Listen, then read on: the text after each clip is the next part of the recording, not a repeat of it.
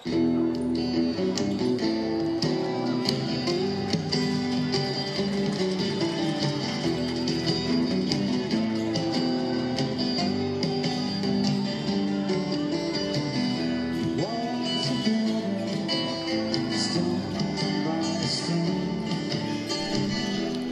batean hasi zen EVA Liga Tolosako Taki Saskibaloi taldearentzat. Eta liga hasteko etxean jokatu zen partidua Mega Calzado Ardoi talde nafarraren aurka. Partidua galdu egin zuen 55 eta 75 markagailuarekin.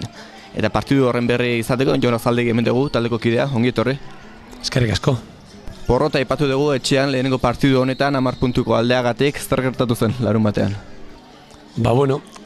Oso talde landu eta esperientziadun baten kontrako partidua tokatu zitzaigun.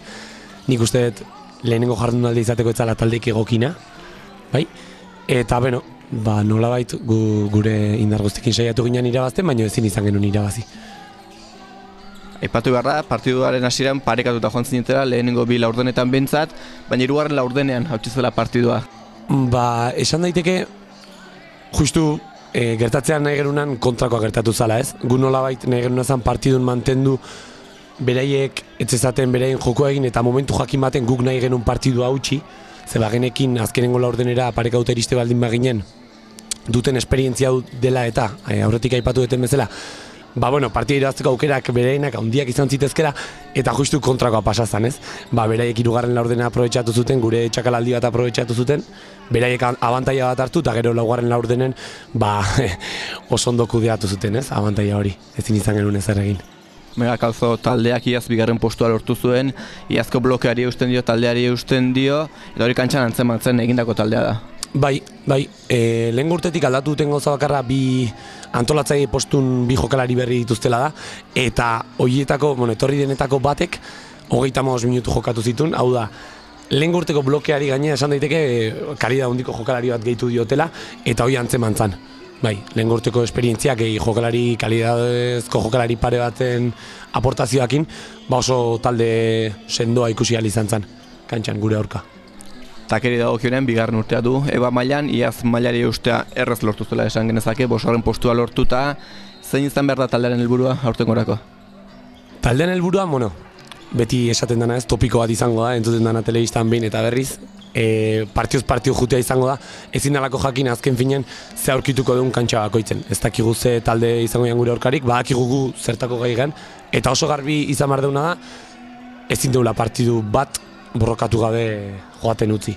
Hortik aurrea ze emaitza izango ditugun, askotan detaile oso zehatzen araberako izango da, eta horregatik, esatea 5. eta 8. postuaren artean geldituko garela, zentzu askori gabeko gauza bada, ez dakigulako zer pasako den.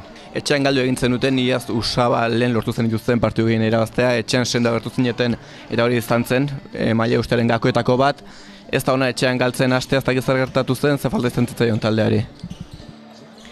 Aurretik esan bezala, egia da etxean galtzea ez dela gainoz komeni, gehienan bertan iraziko ditugulako, falta izan zitzaigun, eta pentsatzen dut denborarekin lortuko egun zerbait dela, ritmo pixka bat gehixo, ez? Momentu jakin baten, baloia berreskuratu bezain pronto, lehenengo segundutan velozia pixka ematea. Ze esperientzia izateaz gain, aurkariek urte batzuk ere badituzte, ez zaukaten oso ekipo luzea ditzen digunaguk, hau da, ez zituzten 12 jokalari jokatzeko modun, 8, 9 jokalari, nik esan gorke garrantzitsuk 7 jokalari dituztela, orduan komeni zitzaiguna zan benetan, erritmoa ematea, korri egitea, eta bereik nekatzea. Eta, esan daiteke ez genula lortu, edo momentu batzutan despistatu inginala, ez ginala oso kontzientzia dutatera ideia horrekin, eta, ezin izan genuen idei behar bezala bete. Aurre denboraldi luzea egin du taldeak, denetariko emaitza lortu ditu horre denboraldi horretan, ez dakit zuek ere blokeari utzi duzu iazko blokeari, nola dago taldea denboraldi hasiera honetan?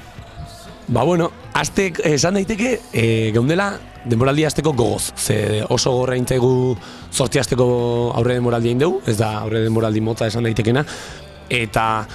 Baina egia esan, komeni zitzaigun denbora bize. Blokeai eutxiarren, 4 jokalari berri gehitu zaizkio plantillai, eta nahiz eta ezagunak izan gehienak, kosta egiten da elkar hartzea esan daiteke ez.